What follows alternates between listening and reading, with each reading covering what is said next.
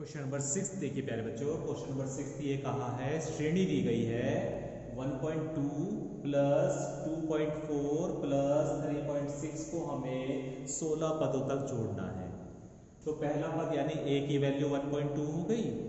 दूसरे पद में से पहला पद घटाएंगे तो d की वैल्यू आ जाएगी 2.4 माइनस 1.2, तो 1.2 आ जाएगी d की वैल्यू। हम जानते हैं फॉर्मूला एस एन बराबर N by two A plus N minus one into two. 16 पद का मतलब एन का मान 16 हो गया। तो एस 16 बराबर एन की जगह 16 रख देंगे तो 16 अपॉन टू इंटू ए की जगह 1.2 प्लस एन की जगह 16 माइनस 1 इंटू डी की जगह भी 1.2। इसे हल करेंगे, देखो इसकी जब मल्टीप्लाई करेंगे तो 2.4 आ जाएगा और यहाँ 15 बचेगा और 15 की अब इसकी गुणा करेंगे तो 18.0 आ जाएगा। इन दोनों को जोड़ लेंगे तो 20.4 आ जाएगा और 20.4 की जब हम 8 में गुणा कर लेंगे तो 163.2 आ जाएगा। ठीक है, सारा वही तरीका है, बस इसलिए मैं करा रहा हूँ ये कि पॉइंट वाले क्वेश्चन है ना, इस तरह मैंने करा दिया है, बाकी तरीका वही है करने का। क्वेश्चन नंबर 7 देख लीजिए, इसमें भी हमें श्रेणी दी गई है x minus x minus 3x। कहाँ तक जोड़ना है इसे? x पदों तक जोड़ना है। इससे श्रेणी को हमें x पदों तक जोड़ना है। पहला पद क्या हो गया? x हो गया। d कैसे निकालेंगे? दूसरे पद में से घटाएंगे पहला पद, तो माइनस एक्स में से घटाएंगे x को, तो ये माइनस का 2x हो जाएगा। ठीक है, अभी a की और d की वैल्यू मिल गई हमें। अब हम 16 पदों का नहीं, x पदों का योगफल, जैसे 16 पदों का योगफल ज्ञात कर रहे थे तो s 16 लिख रहे थे, इसी तरह हमें x पदों का योगफल ज्ञात करना है तो s x लिखेंगे, यानी n की जगह x आ जाएगा।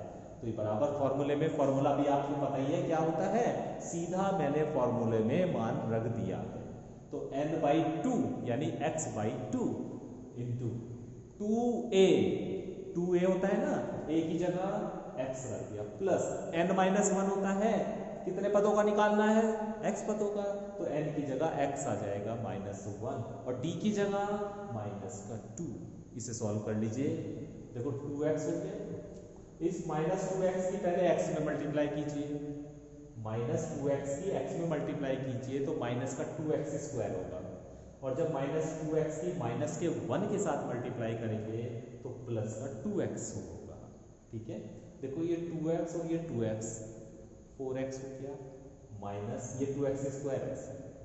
ठीक है, अभी चाहे तो आप इस 2 से इन दोनों को ही डिवाइड कर सकते हैं, इस 2 से इन दोनों को डिवाइड कर दीजिए तो बाहर तो x बच जाएगा, अंदर क्या बचेगा? 2x माइनस एक्स स्क्वायर बच जाएगा, 2x माइनस एक्स स्क्वायर। ठीक है, इस x की भी अंदर गुणा कर दीजिए, तो x की जब यहाँ गुणा करोगे तो 2x स्क्वायर माइनस x की पावर 3। तो इस तरह प्यारे बच्चों x पदों का योगफल आपके पास आ गया 2x स्क्वायर माइनस x की पावर 3। क्वेश्चन नंबर 8 में देखिए, कहा है a plus 1, a plus 3, a plus 5 up to and so on को n पदों तक योगफल ज्ञात करना है। सवाल फिर वही आ गया। पहला पद ये है प्यारे बच्चों, पहला पद a प्लस 1, तो a बराबर है a प्लस 1। ठीक है, और d कैसे निकालते हो? दूसरे पद में से पहला पद घटा दो, तो दूसरा पद है a प्लस 3 में से घटा दो a प्लस 1 को, तो a प्लस 1 नहीं आएगा, माइनस 1 आएगा। इसे a से a कैंसिल हो जाएगा, 3 में से 1 घटाओगे तो 2 बचेगा, तो d का मान आ जाएगा आपके पास 2। ठीक है, एस एन बराबर हम जानते हैं n by two 2a plus n minus 1 into D, n पदों का योगफल, और अब की तो हमें n पदों का योगफल ही ज्ञात करने को कहा है, तो n की जगह n ही रहेगा, तो n बाई टू a की जगह a प्लस 1 रख दो प्लस n माइनस 1, d की जगह 2 रख दो, इस 2 की यहाँ पे गुणा करो 2a प्लस 2 प्लस इस 2 की यहाँ गुणा करो तो 2n माइनस 2, तो ये प्लस 2 माइनस 2 कैंसिल हो जाएंगे, बचेगा 2a plus 2n 2a plus 2n, 2 common ले लो तो a प्लस n बचेगा, 2 से 2 ये वाला कैंसिल हो जाएगा तो n गुणा a प्लस n बचेगा। तो n पदों का योगफल n गुणा a प्लस n हो जाएगा।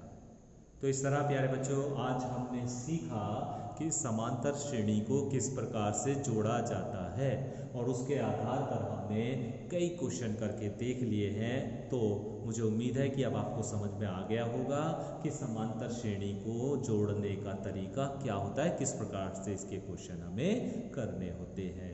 तो आज हम इतना ही काम करेंगे। आप इन्हीं क्वेश्चंस की प्रैक्टिस कीजिए, समांतर श्रेणी को जोड़ना सीख लीजिए। आगे के क्वेश्चन हम कल से करना शुरू करेंगे। Thank you.